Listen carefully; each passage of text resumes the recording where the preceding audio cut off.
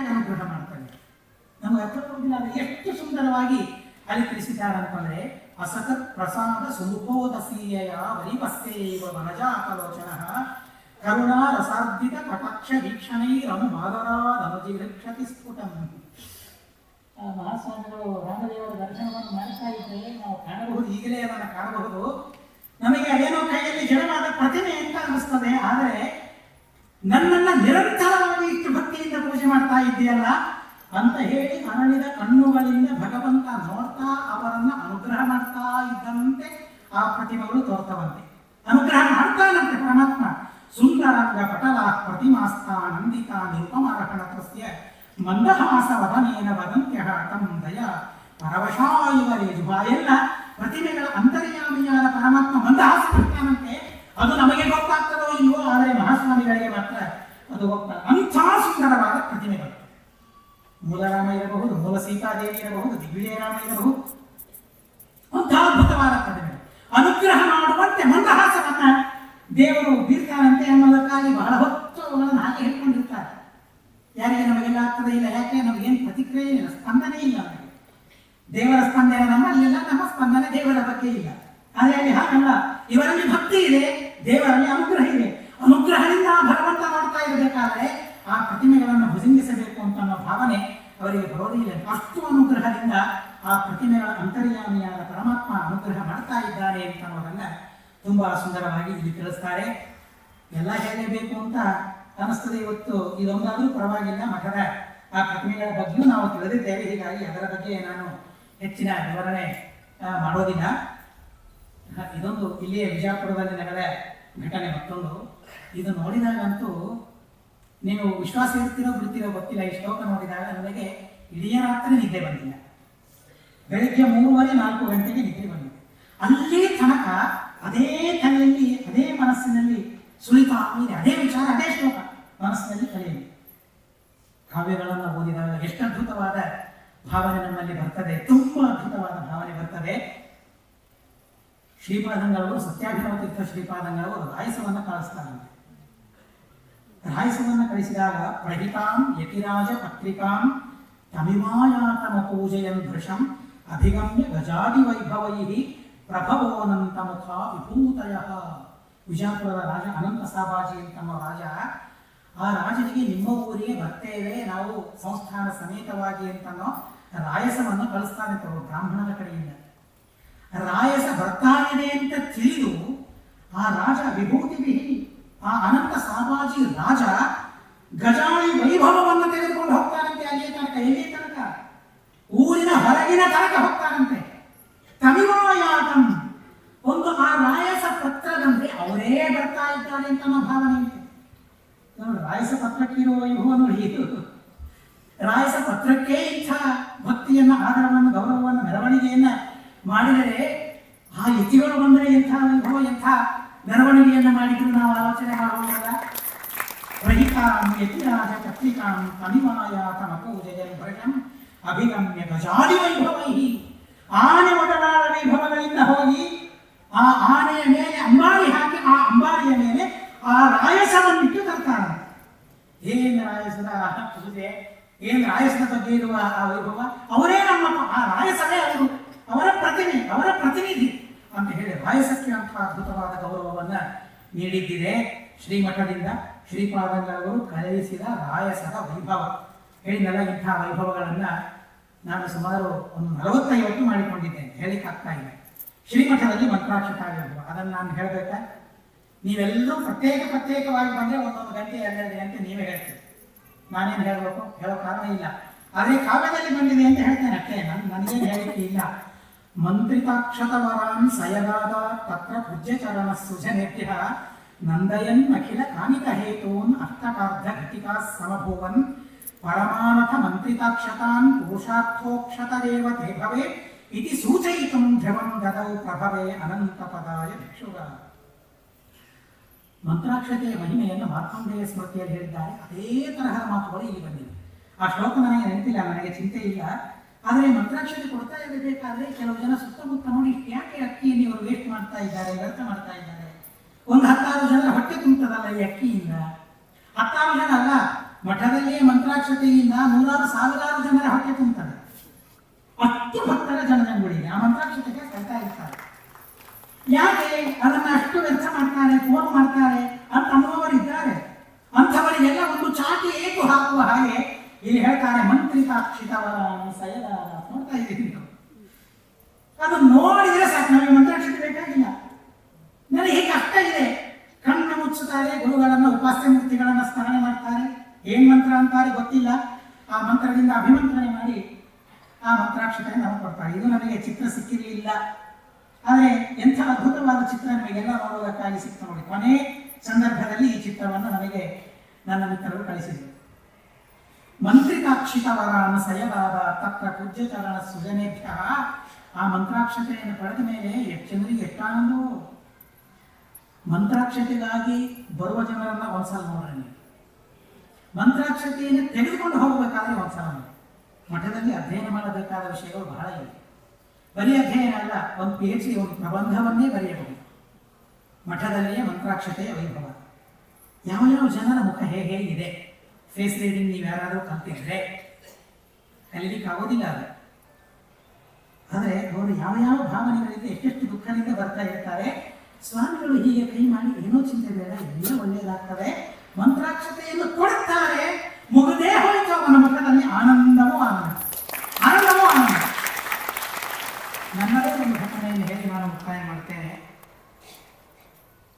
ನಾನು ಬೆಂಗಳೂರಿನಲ್ಲಿ ಮಹಾಸ್ವಾಮಿಗಳ ಸೇವೆಯನ್ನು ಮಾಡುವುದಕ್ಕಾಗಿದ್ದೇನೆ. ಆದರೆ ಸುಮಾರು ಒಂದು 10-12 ವರ್ಷಗಳ ಹಿಂದೆ ನನಗೆ ಏನಾಗ್ತಿತ್ತೋ ಗೊತ್ತಿಲ್ಲ, ಒಂದೇ ಸಲ ಇನ್ನೇನು ಮುಂದಿನ ಕ್ಷಣದಲ್ಲಿ ನಾನಿಲ್ಲ ಅನ್ನೋ ತರಹ ಭಯವಾಗ್ತಿತ್ತು. ಅಕ್ಷರಶಃ ಭಯ. ಸುಮಾರು 5-6 ತಿಂಗಳು ಹಾಗೆ ಆಯಿತು ನನಗೆ. ವೈದ್ಯರ ಹತ್ರ ಹೋದೆ, ಏನು ಸಿಗಬೇಕು ವೈದ್ಯರಿಗೆ, ಏನಂತ ಹೇಳ್ಬೇಕು ಅವರು, ಈಗ ಚೆನ್ನಾಗಿದ್ದೇನೆ ನಿಮಗೇನಾಗಿದೆ ಅಂತ ಏನೇನೋ ಅವರ ಮನಸ್ಸಿಗೆ ಬಂದ ಔಷಧಗಳನ್ನು ಕೊಟ್ಟರು. ಹೇಗೆ ಕಡಿಮೆ ಆಗಬೇಕು, ಆಗಲಿಲ್ಲ. ಕರ್ಮಧರ್ಮ ಸಂಯೋಗ ಮಹಾಸ್ವಾಮಿಗಳು ಸಾಯಂಕಾಲಕ್ಕೆ ಬೆಂಗಳೂರು ಬಂದು ಸರಿಯಾಗಿ ಅವರು ಬಂದ ಸಮಯದಲ್ಲಿ ಮತ್ತೆ ನನಗೆ ಅದೇ ರೀತಿಯಾಗಿ ಭಾವನೆ ಶುರುವಾಯಿತು. ಇದು ಮುಂದಿನ ಕ್ಷಣದಲ್ಲಿ ನಾನಿಲ್ಲ. ಆ ತರಹದ ಭಯ. ಅದೇನು ಭಯವೋ ನನಗೆ ವರ್ಣನೆ ಮಾಡಲಿಕ್ಕೆ ಆಗೋದಿಲ್ಲ. ಮೈಯೆಲ್ಲ ಬೆವರು ಬಿಡ್ತಿತ್ತು. ರಾತ್ರಿ 2-3 ಆಯಿತು ಅಂದರೆ ಭಯಂಕರ ದುಃಖ ಆಗ್ತಿತ್ತು, ತ್ರಾಸ ಆಗ್ತಿತ್ತು, ಏನೋ ವಿಚಿತ್ರ ವೇದನೆ. ಮಹಾಸ್ವಾಮಿಗಳು ಬಂದಿದ್ರು, ಇನ್ನೇನಾಯ್ತು ಹೋಗೋಣ ಸ್ವಾಮಿಗಳ ಹತ್ರ ಅಂತ ಹೋದೆ. ಕೇಳಿದೆ, ನಿಂತಿದ್ರು ಹೊರಗಡೆಗೆ, ನಮಸ್ಕಾರ ಮಾಡಿ ಹೀಗೆ ಆಗ್ತಾ ಇದೆ ಅಂತ ಹೇಳಿದ್ರೆ, ನಿನಗೇನಾಗಿದೆಯೋ ಗಾಡಿ ಅಂತ ಅಂದ್ಬಿಟ್ಟು, ನಾಳೆ ಬೆಳಿಗ್ಗೆ ಬಾ ಮಂತ್ರೋಪದೇಶವನ್ನು ಮಾಡ್ತೇನೆ ಅಂತ ಹೇಳಿದ್ರು. ನಾನು ಹೋಗಲಿಲ್ಲ ಅಂದರೆ ತಡ ಆಯಿತು. ನಾನು ಮಹಾಸ್ವಾಮಿಗಳು ಹೇಳಿ ಕಳಿಸಿದ್ರು, ಏನು ಕಡಿಮೆ ಕುಡಿಯೋದು ಮಹಾನುಭಾವ. ನನಗೆ ಕೆಲಸಗಳು ಸ್ವಲ್ಪ, ನಾನೇ ಮರೆತು ಹೋಗ್ತೇನೆ. ಅವರ ಕೆಲಸಗಳಲ್ಲಿ ನೆನಪಿರಬೇಕಾ, ಈ ಸಣ್ಣ ವಿಷಯ ನೆನಪಿರಬೇಕಾ, ನಮ್ಮದಕ್ಕೆ ಆಲೋಚನೆ ಮಾಡಿದರೆ. ಮಾರನೇ ದಿವಸ ಹೇಳಿ ಕಳಿಸಿದ್ರು. ವಿದ್ಯಾರ್ಥಿಗಳ ಕಡೆಯಿಂದ ಹೋದೆ, ಸ್ನಾನ ಮಾಡಿ ಸಿದ್ಧನಾಗಿದ್ದೆ, ಹೋದೆ. ನರಸಿಂಹ ಮಂತ್ರದ ಉಪದೇಶವನ್ನು ಮಾಡಿದರು. ಅವತ್ತಿನಿಂದ ಇವತ್ತಿನ ತನಕ ನನಗೆ ಯಾವುದೇ ರೀತಿಯಾದ ಚಿಂತೆ ಇಲ್ಲ, ಯಾವುದೇ ರೀತಿಯಾದ ಭಯವಿಲ್ಲ. ಇಂತಹ ಘಟನೆ ನಾನಲ್ಲ, ನೀವೆಲ್ಲರೂ 100-100 ಹೇಳ್ತೀರಿ. ಅಂಥ ಅದ್ಭುತವಾದ ಆ ಮಂತ್ರಣ ಮಾಡಿ ಆ ಮಂತ್ರಾಕ್ಷತೆಯನ್ನು ಕೊಟ್ಟರೆ ಅದನ್ನು ತಲೆ ಮೇಲೆ ಧಾರಣೆ ಮಾಡಿದರೆ ಮಾರ್ಕಂಡೇಯರು ಹೇಳ್ತಾರೆ, ತೇ ಭಾವುಕ ನಿಕೇತನಾಹ ಅಂತ ಹೇಳ್ತಾರೆ. ಎಷ್ಟು ಚೆನ್ನಾಗಿ ಆ ವಿಷಯವನ್ನು ಉತ್ಪಾದನೆ ಮಾಡಿದ್ದಾರೆ ಮಾರ್ಕಂಡೇಯರು ನೋಡಿ. ಇಲ್ಲಿಲ್ಲ ಅದು ತೇ ಭಾವುಕ ನಿಕೇತನಾಹ ಅಂತ ಹೇಳ್ತಾರೆ. ಯಾರು ಆ ಮಂತ್ರಿತವಾದ ಮಂತ್ರಾಕ್ಷತೆ ಒಂದು ಕಾಳನ್ನು ತಲೆಯ ಮೇಲೆ ಧಾರಣೆ ಮಾಡ್ತಾರೆ, 100 ಜನರ ಭಕ್ತಿ ತುಂಬಿಸುವುದಕ್ಕಾಗಿ ಬೇರೆ ಪ್ರಯತ್ನ ಮಾಡಬಹುದು. ಆದರೆ ಮನಸ್ಸಿನಲ್ಲಿ ಭಕ್ತಿ ತುಂಬಲಿಕ್ಕೆ ಏನಿದೆ? ಮನಸ್ಸಿನಲ್ಲಿ ಪ್ರೀತಿ. ಹೆಂಡತಿಯನ್ನ ಪ್ರೀತಿಯಿಂದ ನೋಡಬೇಕು, ಮಕ್ಕಳನ್ನು ವಾತ್ಸಲ್ಯದಿಂದ ಕಾಣಬೇಕು, ಕರುಣೆ ಇರಬೇಕು, ದೊಡ್ಡವರಲ್ಲಿ ಗೌರವ ಇರಬೇಕು, ಭಕ್ತಿ ಇರಬೇಕು. ಇವೆಲ್ಲ ಪ್ರೀತಿಯ ಸ್ನೇಹದ ಮಜಲುಗಳು. ಇವೆಲ್ಲ ಅವೆಲ್ಲ ನಮ್ಮ ಮನಸ್ಸಿನಲ್ಲಿ ಬರಬೇಕು. ಇವೇ ನಮ್ಮ ಮನಸ್ಸಿನಲ್ಲಿ ಪ್ರೀತಿ. ಹೆಂಡತಿ ಅಂದರೆ ಗಂಡನಿಗೆ ಪ್ರೀತಿ ಇಲ್ಲ, ಗಂಡ ಅಂದರೆ ಹೆಂಡತಿಗೆ ಪ್ರೀತಿ ಇಲ್ಲ, ಮಕ್ಕಳ ಮೇಲೆ ಸ್ನೇಹ ಇಲ್ಲ, ಸಣ್ಣವರ ಮೇಲೆ ವಾತ್ಸಲ್ಯ ಕರುಣೆ ಇಲ್ಲ, ದೊಡ್ಡವರ ಮೇಲೆ ಗೌರವವಂತೂ ಇಲ್ಲವೇ ಇಲ್ಲ, ಧರ್ಮ ಕಾರ್ಯಗಳಲ್ಲಿ ಇಲ್ಲ. ಈ ತರಹದ ಪರಿಸ್ಥಿತಿ ನಮ್ದಿದೆ. ದುರ್ಭರವಾದ ಜೀವನ ನಮ್ದಾಗಿದೆ. ನಮ್ಮ ಮನಸ್ಸು ತುಂಬಬೇಕಾದ್ರೆ ಹೊಟ್ಟೆ ತುಂಬಲಿಕ್ಕೆ ಇದೇ ಬೇಕಾದಷ್ಟು. ಮನಸ್ಸು ತುಂಬಲಿಕ್ಕೆ ಏನಿದೆ? ಮನಸ್ಸು ತುಂಬಲು ಇದ್ದದ್ದು ಒಂದೇ, ಅದು ಮಂತ್ರಾಕ್ಷತೆ. ಮಂತ್ರಾಕ್ಷತೆಯನ್ನು ಸ್ವೀಕಾರ ಮಾಡಬೇಕಾದ್ರೆ ಆ ತರಹದ ಭಾವನೆ ನಮಗೆ ಇಲ್ಲಿ, ಆ ತರಹದ ಭಕ್ತಿ ಇರಲಿ ಅಂಥೇಳಿ ಮತ್ತೆ 2ನೇ ಸಲ 3ನೇ ಸಲ ಬರೋ ಕಾರಣ ಇಲ್ಲ. ಒಂದು ಬಾರಿ ತೆಗೆದುಕೊಂಡ್ರೆ ಮುಗಿದೋಯ್ತು. ಒಂದು ಬಾರಿ ಸ್ಮರಣೆ ಸಾಲದು. ಇದಾಗಿ ಒಂದು ಸಲ ಸ್ವೀಕಾರ ಸಾಕಾಗೋದಿಲ್ವಾ ಮಂತ್ರಾಕ್ಷತೆಯದ್ದು?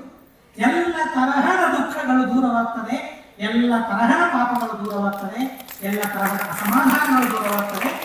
ನೀವು ಪರೀಕ್ಷೆ ಮಾಡಿ ನೋಡಿ, ಪರೀಕ್ಷೆ ಮಾಡಬೇಡಿ, ಎರಡು ಹೇಳ್ತೇನೆ. ಪರೀಕ್ಷೆ ಮಾಡಿ ನೋಡಿ, ಪರೀಕ್ಷೆ ಮಾಡಬೇಡಿ. ಅರ್ಥಾತ್ ಮಂತ್ರಾಕ್ಷತೆಯಲ್ಲಿ ಇಸ್ಕೊಂಡ ಮೇಲೆ ಆಗುವ ಬದಲಾಗುವ ಭಾವನೆಗಳನ್ನು ಗಮನಿಸಿ ನೀವು ಮನುಷ್ಯನ ಮನಸ್ಸಿನಲ್ಲಿ ಎಷ್ಟು ಸಂತೋಷ ತುಂಬುತ್ತದೆ, ಎಷ್ಟು ಆನಂದ ತುಂಬುತ್ತದೆ, ಸ್ನೇಹ, ಭಕ್ತಿ, ವೈರಾಗ್ಯ, ಜ್ಞಾನ, ಈ ಭಾವನೆಗಳು ಮನಸ್ಸಿನಲ್ಲಿ ಬರಬೇಕಾದ್ರೆ ಮಂತ್ರಾಕ್ಷತೆ ಬೇಕು. ಅದು ವ್ಯರ್ಥನ ಮಂತ್ರಾಕ್ಷತೆ ಅಲ್ಲ, ಅದರಷ್ಟು ಸಾರ್ಥಕವಾದದ್ದು ಮತ್ಯಾವುದೂ ಇಲ್ಲ ಅಂತ ಹೇಳ್ತಾರೆ. ಇದು ಮಂತ್ರಾಕ್ಷತೆಯ ವೈಭವ ಅಂತ ಹೇಳ್ತಾರೆ. ಇನ್ನು ಗುರುಗಳ ವೈಭವವಂತೂ ಪರಮ ಅದ್ಭುತ. ಶ್ರೀಮಠದಲ್ಲಿ 2 ಉತ್ಸವಗಳು, ಅದು ಒಂದು ಚಾತುರ್ಮಾಸ್ಯ ಮತ್ತೊಂದು ಮಹಾಸಮಾರಾಧನೆ. ಮಹಾಸಮಾರಾಧನೆ 3 ದಿವಸ ಇದ್ರೂ ಕೂಡ ಏನದ್ಭುತವಾಗಿರ್ತಕ್ಕಂತಹ ವಾತಾವರಣ ಅಲ್ಲಿ ನೆಲೆಗೊಂಡಿರ್ತದೆ ಅಂತಂದ್ರೆ ಅದನ್ನ ಆಲೋಚನೆ ಮಾಡಲಿಕ್ಕೆ ಸರ್ವತಾ ಸಾಧ್ಯವಿಲ್ಲ, ವರ್ಣನೆ ಮಾಡಲಿಕ್ಕೆ ಸಾಧ್ಯವಿಲ್ಲ ಅಂತ ಹೇಳ್ತಾರೆ. ಒಂದು ವಿಚಿತ್ರವಾದ ವಿಷಯವನ್ನು ತಿಳಿಸ್ತಾರೆ. ಸತ್ಯನಿಧಿ ತೀರ್ಥ ಶ್ರೀಪಾದಂಗಳವರ ಮಹಾಸಮಾರಾಧನೆಯಲ್ಲಿ ನಡೆದ ಒಂದು ಕಥೆಯನ್ನು ನಮ್ಮ ಕಣ್ಣಿನ ಮುಂದೆ ತಂದಿಡ್ತಾರೆ. ಅಲ್ಲಿ 10,000 ಜನ ಸೇರಿದ್ದಾರಂತೆ. 10,000 ಜನಕ್ಕೆ ಬಳಸಲಿಕ್ಕೆ ಅದರ ಲೆಕ್ಕ ಕೊಟ್ಟಿದ್ದಾರೆ. 100 ಜನ ಬಳಸಲಿಕ್ಕೆ ಇದ್ದಾರೆ. ಆಗಬಹುದಾ? 10,000 ಜನರಿಗೆ 100 ಜನ ಬಳಸ್ತಾ ಇದ್ದಾರೆ. ಆ 100 ಜನ ಬಳಸೋರಿಗೆ ಒಬ್ಬೊಬ್ಬರು ಒಂದೊಂದು ಕೇಳ್ತಾ ಇದ್ದಾರೆ. ಒಬ್ಬರು ಪಾಯಸ ಕೇಳಿದ್ರೆ ಮತ್ತೊಬ್ಬರು ಉಂಡಿ ಕೇಳಬೇಕು, ಇನ್ನೊಬ್ಬರು ಬಾಸುಂದಿ ಕೇಳಬೇಕು, ಮತ್ತೊಬ್ಬರು ಹಳಿ ಕೇಳಬೇಕು, ಮತ್ತೊಬ್ಬರು ಅನ್ನ ಕೇಳಬೇಕು, ಇನ್ನೊಬ್ಬರು ಮಜ್ಜಿಗೆ ಕೇಳಬೇಕು. ಯಾರಿಗೆ ಅಂದ್ರೆ ಅಲ್ಲಿ ಬಂದ ಬ್ರಾಹ್ಮಣನ ಆರಾಧನೆ ಹೇಗಾಯಿತು ಅಂತ ಅನ್ನೋದನ್ನು ಎಷ್ಟು ಅದ್ಭುತವಾಗಿ ಚಿತ್ರಣ ಮಾಡಿದ್ದಾರೆ ಅಂತ ಅಂದ್ರೆ, ಯಾವ ಕ್ಷಣದಲ್ಲಿ ಯಾರು ಏನ್ ಕೇಳ್ತಾರಲ್ಲ ಈಗ ಹೋಗಿ ಹಾಗೆ ಬರ್ತಾ ಇದ್ರೆ ಒಂದು ಕ್ಷಣದಲ್ಲಿ ಅವರಿಗೆ ಬೇಕಾದ ಪದಾರ್ಥ ಅವರ ಎಲೆಯಲ್ಲಿ ಇರ್ತಾ ಇರ್ತಾರೆ. ಆ 100 ಜನ ಬಡಿಸುವವರು ಆ ರೀತಿಯಾದ ವಾಯುವೇಗದಲ್ಲಿ ಅವರು ಬಳಸ್ತಾ ಇದ್ರು ಅಂತ ಹೇಳ್ತಾರೆ. ಪುರತೋ ಯತ್ರ ಸಮಸ್ತೇಷು ದಕ್ಷಾಃ ತ್ವರಯಾ ಪರಿವೇಷಣಂ ಬಭೂವು ಶತಸಂಖ್ಯಾ ಪುರುಷಾಃ ಸಮೀರ ವೇಗಾಃ. ಅಷ್ಟು ವೇಗದಿಂದ ಅವರಿಗೆ ಬೇಕಾದ ಪದಾರ್ಥಗಳನ್ನು ತಂದು ಅವರ ಎಲೆಯಲ್ಲಿ ಹಾಕ್ತಾ ಇದ್ರಂತೆ. ಈ ರೀತಿ ಇದು ಒಂದೇ ಸಲ ಯುಗಪತ್ 10,000 ಜನ ಊಟ ಮಾಡಿದ್ದು ಯಾವಾಗ? ಎಷ್ಟು ಪಂಕ್ತಿಯಲ್ಲಿ? ಒಂದು ಪಂಕ್ತಿಯಲ್ಲಿ 10,000 ಬ್ರಾಹ್ಮಣರ ಭೋಜನ ಆಯ್ತಂತೆ. 100 ಜನ ಅವರಿಗೆ ಬಡಿಸೋದಕ್ಕಾಗಿ ಸಿದ್ಧರಾಗಿದ್ದಾರಂತೆ. ಅವರಿಗೆ ಬೇಕಾದ ಪದಾರ್ಥ ಒಂದು ಕ್ಷಣದಲ್ಲಿ ಅಲ್ಲಿ ಸಿದ್ಧವಾಯ್ತಂತೆ. ಭೂವೈಕುಂಠ, ವೈಕುಂಠ ಅಂದ್ರೆ ಇದೆ ತಾನೇ. ಕೇವಲ ಕ್ಷಣದಲ್ಲಿ ನಮ್ಮ ಅಪೇಕ್ಷೆ ಈಡೇರಿದ್ದಾರೆ, ಅದೇ ವೈಕುಂಠ. ಅದು ಇಲ್ಲಿ ಹಾಗೆ ವರ್ಣನೆ ಮಾಡಿದ್ದಾರೆ. ಕ್ಷಣದಲ್ಲಿ ಅವರಿಗೆ ಆ ಆಹಾರ ಪದಾರ್ಥ ಸಿದ್ಧವಾಗ್ತಾ ಇತ್ತು. ಈ ರೀತಿಯಾಗಿ ಬ್ರಾಹ್ಮಣರ ಸಮಾರಾಧನೆಯಲ್ಲಿ ನಡೆದು ಹೋಯಿತು ಅಂತ ಅನ್ನೋದನ್ನು ತುಂಬಾ ಅದ್ಭುತವಾದ ರೀತಿಯಲ್ಲಿ ತಿಳಿಸ್ತಾರೆ. ಇದು ಶ್ರೀಮಠದ ಬೇರೆ ಬೇರೆ ವೈಭವ. ಆದರೆ ಪ್ರಧಾನ ಪ್ರತಿಮೆಗಳ ವಿಷಯವನ್ನು ಮಾತ್ರ 4-5 ನಿಮಿಷದಲ್ಲಿ ನಾವು ತಿಳಿಯೋಣ. ದಿಗ್ವಿಜಯ ರಾಮಚಂದ್ರ ದೇವರ ದರ್ಶನವನ್ನು ನಾವು ಮಾಡಿಕೊಳ್ಳುತ್ತೇವೆ ಸ್ತೋತ್ರದಲ್ಲಿಯ ಕ್ರಮದಿಂದ. ನಾನಿಲ್ಲಿ ಹೇಳ್ತೇನೆ, ಒಂದೊಂದು ಪ್ರತಿಮೆಯ ದರ್ಶನದಿಂದ ಅತಿ ವಿಶಿಷ್ಟವಾಗಿರ್ತಕ್ಕಂತಹ ಫಲಗಳಿವೆ. ಈಪ್ಸಿತ ಯಥಾಯೋಗ್ಯ ಸರ್ವ ದಿಗ್ವಿಜಯ ಪ್ರಾಪ್ತ್ಯರ್ಥಂ ದಿಗ್ವಿಜಯ ರಾಮ ಶ್ಲೋಕ ಅಷ್ಟಾವಿಂಶತಿ ಮೂರ್ತಿ ಸ್ತೋತ್ರವನ್ನು ಸಪ್ತಸಂಧ ತೀರ್ಥ ಶ್ರೀಪಾದಂಗಳವರು ರಚನೆ ಮಾಡಿದ್ದಾರೆ. ಎಷ್ಟು ಪರಮ ಪವಿತ್ರವಾದ ಸ್ತೋತ್ರ ಅಂತ ಅಂದ್ರೆ, ಸತ್ಯಸಂಧ ತೀರ್ಥ ಶ್ರೀಪಾದಂಗಳವರು ಎಂಥ ಪವಿತ್ರಾತ್ಮರು ಅಂತ ಅಂದ್ರೆ ಅದನ್ನ ಆಲೋಚನೆ ಮಾಡಲಿಕ್ಕೆ, ವರ್ಣನೆ ಮಾಡಲಿಕ್ಕೆ ಸರ್ವಥಾ ನಮಗೆ ಸಾಧ್ಯ ಇಲ್ಲ. ಅವರ ಒಂದೊಂದು ಕಾವ್ಯವನ್ನು ನೋಡಿದರೆ ಅವರ ಭಕ್ತಿ ಎಂಥ ಅದ್ಭುತವಾದ ಪ್ರತಿಮೆಗಳನ್ನು ನೋಡಿ ಎಷ್ಟು ಸುಂದರವಾಗಿ ಅದನ್ನ ಸೆರೆ ಹಿಡಿದಿದ್ದಾರೆ. ನಮ್ಮ ಕೃಷ್ಣಾಚಾರ್ಯ ಮಹಿಷಿಯವರು ಸೆರೆ ಹಿಡಿದಿದ್ದು ಎಷ್ಟು ಅದ್ಭುತವಾದ ಪ್ರತಿಮೆಗಳು, ಎಷ್ಟು ಸುಂದರವಾದ ಪ್ರತಿಮೆಗಳು. ನೋಡ್ತಾ ಇದ್ರೆ ಮುಂದೆ ಹೋಗಬೇಕು ಅಂತ ಅನ್ಸೋದಿಲ್ಲ, ಅದನ್ನೇ ನೋಡ್ತಾ ಇರಬೇಕು ಅಂತ ಅನಿಸ್ತದೆ. ಅನೇಕ ಯುವಕರು ಅದನ್ನು ವ್ಯವಸ್ಥೆ ಮಾಡುವ ಅನೇಕ ಯುವಕರು ಅದನ್ನೇ ಹೇಳಿದರು. ಎಷ್ಟು ಅದ್ಭುತವಾದ ಪ್ರತಿಮೆಗಳಿವೆ, ಎಷ್ಟು ಸುಂದರವಾದ ಪ್ರತಿಮೆಗಳಿವೆ. ಇಂತಹ ಪ್ರತಿಮೆಗಳನ್ನು ನಾವು ನೋಡ್ತೇವೆ. ವ್ಯಾಸಮೂರ್ತಿಯನ್ನು ನೋಡಿ ಎಲ್ಲ ಪ್ರತಿಮೆಗಳು ಎಷ್ಟು ಅದ್ಭುತವಾಗಿ ಸುಂದರವಾದ ಮನಸ್ಸಿನಲ್ಲಿ ಪ್ರಸಾದ ತುಂಬುವ ಅತ್ಯದ್ಭುತವಾದ ಪ್ರತಿಮೆಗಳು. ಅದರಲ್ಲಿ ದಿಗ್ವಿಜಯ ರಾಮಚಂದ್ರ ಏನ್ ಕೊಡ್ತಾನೆ, ಏನ್ ದೇವರು ಎಲ್ಲ ಏನ್ ಕೊಡ್ಬೇಕು, ಒಂದೊಂದು ಒಬ್ಬೊಬ್ಬರಿಗೆ ನಾವು ತಿಳಿಯೋದಾದ್ರೆ ಎಲ್ಲವನ್ನೂ ಕೊಡ್ತಾನೆ. ಈಪ್ಸಿತ ಯಥಾಯೋಗ್ಯ ಸರ್ವ ದಿಗ್ವಿಜಯ ಪ್ರಾಪ್ತ್ಯರ್ಥಂ. ದಿಗ್ವಿಜಯ ರಾಮ, ನಾವು ಯಾವ ದಿಕ್ಕಿಗೆ ಹೋದರೂ ನಮಗೆ ವಿಜಯ ಸಿಗಬೇಕು. ನಮಗೇನು ವಿಜಯ, ನಾವೇನು ವಾದ ಮಾಡ್ತೀವ, ನಾವೇನು ಯುದ್ಧಕ್ಕೆ ಹೋಗ್ತೀವ ಅಂತ ನಾವು ಅನ್ಕೊಳ್ಬಹುದು. ಅಲ್ಲ, ಆದರೆ ನಾನು ಒಂದು ಊರಿಗೆ ಹೋದ್ರೆ ನನಗೆ ಮಡಿಯಲ್ಲಿ ಅಡಿಗೆ ಬೇಕು. ನನಗೆ ಯಾವುದೋ ಊರಿಗೆ ಹೋಗಿದ್ದೇನೆ, ಹೇಗೆ ಸಿಗ್ಬೇಕು ನನಗೆ ಬೇಕಾದ ಕೆಲಸ ಆಗಬೇಕು. ನಾನು ಯಾವ ದೇಶಕ್ಕೆ ಹೋಗಿದ್ದೇನೆ, ಯಾವ ಕೋಶಕ್ಕೆ ಹೋಗಿದ್ದೇನೆ, ಎಲ್ಲೆಲ್ಲೇ ಹೋಗ್ತೇವೆ ನಾವು, ಯಾವುದಾವುದೋ ದೇಶಕ್ಕೆ ಹೋಗ್ತೇವೆ, ಅಪರಿಚಿತವಾದ ಪ್ರದೇಶಕ್ಕೆ ಹೋಗ್ತೇವೆ. ನಾನು ಅಂದುಕೊಂಡ ಕೆಲಸ ಆಗಬೇಕಾದ್ರೆ ಯಾರು ಮಾಡಿಸೋದು ಆ ಕೆಲಸ? ದಿಗ್ವಿಜಯ ರಾಮದೇವರಿಗೆ ಪ್ರಾರ್ಥನೆ ಮಾಡಿ ಸ್ವಾಮಿ ಇಂಥ ಅಪರಿಚಿತವಾದ ಪ್ರದೇಶಕ್ಕೆ ಹೋಗ್ತೇನೆ, ನನ್ನ ಕೆಲಸ ವಿಜಯವಾಗಬೇಕು, ಅದು ನಿನ್ನ ಕೆಲಸ ನನ್ನ ಕೆಲಸ ಅಲ್ಲ ಅಂತ ದೇವರಿಗೆ ಒಪ್ಪಿಸಿ ಹೋಗಿ ಆ ಕೆಲಸ ನಿಶ್ಚಿತವಾಗಿ ಆಗ್ತದೆ. ಅಂಥ ಅದ್ಭುತವಾದ ಫಲವನ್ನು ನೀಡುವ ಆ ದೇವತೆ ದಿಗ್ವಿಜಯ ರಾಮಚಂದ್ರ. ಮೂಲ ರಾಮಚಂದ್ರ ಯಥಾಯೋಗ್ಯ ಆನಂದ ಪ್ರಾಪ್ತ್ಯರ್ಥಂ, ಮೂಲರಾಮ ಮುಂದಿನದು ಯಥಾಯೋಗ್ಯ ಆನಂದ ಪ್ರಾಪ್ತ್ಯರ್ಥಂ ಮೂಲರಾಮ. ನಮಗೆ ಯೋಗ್ಯವಾದ ಆನಂದ ನಮಗೆ ಸಿಗಬೇಕು. ಇವತ್ತು ಎಲ್ಲಿ ಸಿಗ್ತಾ ಇದೆ ಆನಂದ? ನಮಗೆ ಆನಂದ ಸಿಗ್ತಾ ಇದೆಯಾ? ಸರಿಯಾಗಿ ಊಟ ಮಾಡಿ ಆನಂದ ಪಡೀಲಿಕ್ಕೆ ಆಗ್ತಾ ಇಲ್ಲ. ಒಳ್ಳೆ ಅಡಿಗೆ ಮಾಡಿರ್ತಾರೆ ತಾಯಿ ಹೆಂಡತಿ, ಆದರೆ ಹೇಗಿದೆ ಅಡಿಗೆ ಅಂತ ಕೇಳಿದಾಗ ಅದು ಹೇಗಿದೆ ಅಂತ ಗೊತ್ತಾಗೋದಿಲ್ಲ. ಉಪ್ಪಿದೆಯೋ, ಖಾರ ಹೆಚ್ಚಾಗಿದೆಯೋ, ಹುಳಿಯಾಗಿ ಏನೇನೇನೋ ನಾಲಿಗೆ ಮೇಲೆ ಇದ್ದೇ ಅಲ್ಲ, ಅದು ಗಂಟಲಿಗೆ ಹೋಗ್ಬಿಡ್ತಾರೆ. ಯಾಕೆ? ಬೇಗ ಯಾವ ಸುಖವೂ ಇಲ್ಲ, ಯಾವ ಆನಂದವೂ ಇಲ್ಲ. ನಮಗೆ ಆರೋಗ್ಯವೂ ನಮಗೆ ಬೇಕಾಗಿಲ್ಲ. ನಮಗೆ ಬೇಕಾದದ್ದೊಂದೇ ಹಣ. ಏನಿದೆ? ಆಶ್ಚರ್ಯ ಅನ್ನಿಸ್ತದೆ ನಿಜವಾಗಿ. ಎಲ್ಲರೂ ಸಂಪಾದನೆ ಮಾಡಬೇಕು ಅಂತ ಅನಿಸ್ತದೆ. ಎಷ್ಟು ವೈರಾಗ್ಯ ಅಂದರೆ ನಮಗೆ ಹಣ ಸಂಪಾದನೆ ಮಾಡಬೇಕಾದ್ರೆ ನಮ್ಮ ಆರೋಗ್ಯ ನಮಗೆ ಬೇಕಾಗಿಲ್ಲ, ನಮ್ಮ ಸುಖ ನಮ್ಮ ಆನಂದ ನಮಗೆ ಬೇಕಾಗಿಲ್ಲ, ಯಾವುದೂ ಬೇಕಾಗಿಲ್ಲ. ಎಲ್ಲವನ್ನೂ ಕಡೆ ಕಾಣಿಸ್ತೇವೆ. ನಾನೇ ಬೇಕಾಗಿಲ್ಲ ಕಿ ಪುನಃ ಹಣ ಬಂದಿರ್ತಾರೆ, ನಾನೂ ನನಗೆ ಬೇಕಾಗಿಲ್ಲ. ಹಾಗೆ ಇದೆ ಬೇಡ. ನಮಗೆ ಯೋಗ್ಯವಾದ ಆನಂದ ನಮಗೆ ಸಿಗಬೇಕಾಗಿದೆ, ಅವನ್ನೆಲ್ಲ ಬಿಡಬೇಕಾಗಿದೆ. ರಾಮಚಂದ್ರ ದೇವರ ದರ್ಶನವನ್ನು ಮಾಡಿಕೊಳ್ಳೋಣ, ನಾಳೆಗೆ ಮಾಡಿಕೊಂಡು ಪ್ರಾರ್ಥನೆ ಮಾಡೋಣ. ಸೀತಾದೇವಿ ಸೀತಾಂ ಜನಕ ಸಂಜಾತಾಂ ವಾತಾಂಶಾನಂದ ಸನ್ನುತಾಂ ಗೀತಾಂ ವೇದೈರ್ ಗುಣಪುರಾತಾಂ ಖ್ಯಾತಾಂ ವಂದೇ ಹರೌ ರತಾಂ. ಸತ್ಯಸಂಧ ತೀರ್ಥರು ಪೂಜೆ ಮಾಡ್ತಾ ಇರಬೇಕಾದರೆ ಸೀತಾದೇವಿಗೆ ಒಂದು ಹೂ ಕಡಿಮೆ ಬಿತ್ತಂತೆ. ಎಂಥ ಮಹಾನುಭಾವರು! ಯಾಕೆ ಹೇಳ್ತಾ ಇದ್ದೇನೆ ಅಂದರೆ, ಎಲ್ಲ ಮಹಾದೇವತೆಗಳ ಪ್ರತಿಮೆಗಳ ಸ್ತೋತ್ರವನ್ನು ಮಾಡಿದ್ದಾರೆ. ಸೀತಾದೇವಿಯ ಸ್ತೋತ್ರವನ್ನು ನಿಷ್ಠಾರ್ಥವಾಗಿ ಅವರು ಮಾಡಿದ್ದಾರೆ. ಸೀತಾಂ ಜನಕ ಸಂಜಾತಾಂ ವಾತಾಂಶಾನಂದ ಸನ್ನುತಾಂ. ಯಾರು ಪೂಜೆ ಮಾಡಿದ್ದು ಈ ಸೀತಾದೇವಿಯನ್ನ? ಯಾರು ಪೂಜೆ ಮಾಡಿದ್ದು? ವಾತಾಂಶ ಆನಂದ ಸನ್ನುತಾಂ. ಶ್ರೀಮದಾಚಾರ್ಯರು ಪೂಜೆ ಮಾಡಿದ್ದಾರೆ, ಬ್ರಹ್ಮದೇವರು ಪೂಜೆ ಮಾಡಿದ್ದಾರೆ. ಚತುರ್ಯುಗ ಮೂರ್ತಿ, ಚತುರ್ಮುಖ ಬ್ರಹ್ಮಕರಾರ್ಚಿತ ಅಂತ ನಾವು ಕೇಳ್ತೇವೆ. ಅಂಥ ದಿವ್ಯವಾದ ಲಕ್ಷ್ಮೀದೇವಿಯ ಸಮಗ್ರ ಸನ್ನಿಧಾನ ಇರುವ ಪ್ರತಿಮೆ ಆ ಸೀತಾದೇವಿಯ ಪ್ರತಿಮೆ. ಏನ್ ಸಿಗಬೇಕು ನಮಗೆ? ಸೀತಾದೇವಿ ಏನ್ ಕೊಡ್ತಾಳೆ? ಏನಿದೆ ಸೀತಾದೇವಿ ಹತ್ರ ಕೊಡುವುದಕ್ಕಾಗಿ? ಹರಿರತಿ. ದೇವರಲ್ಲಿ ರತಿ ಅವಳಿಗಿದ್ದಷ್ಟು ಮತ್ತೆ ಯಾರಿಗೂ ಇಲ್ಲ. ನಮಗೂ ದೇವರಲ್ಲಿ ರತಿ ಬೇಕು. ಯಾರು ಕೇಳಬೇಕು? ಆ ಸೀತಾದೇವಿಯನ್ನು ಕೇಳಿದರೆ ಆ ಸುಂದರವಾದ ಪ್ರತಿಮೆಗಳನ್ನ ಎರಡು ಕಣ್ಣಿನಿಂದ ನೋಡಿದ್ರು ಸಾಕು. ನಾವು ಮಹಾನುಭಾವರು 1000 ಕಣ್ಣು ಮಾಡಿಕೊಂಡು ನೋಡ್ತಾರೆ, ಎರಡು ಕಣ್ಣಿನಿಂದ ನಮಗೆ ಶಕ್ತಿ ಇಲ್ಲ. ಇದ್ದ 2 ಕಣ್ಣುಗಳಿಂದ ತುಂಬಿ ಆ ಪ್ರತಿಮೆಯನ್ನ ನೋಡಿ ದೇವರಲ್ಲಿ ಭಕ್ತಿ ಕೊಡುತ್ತಾಯಿ.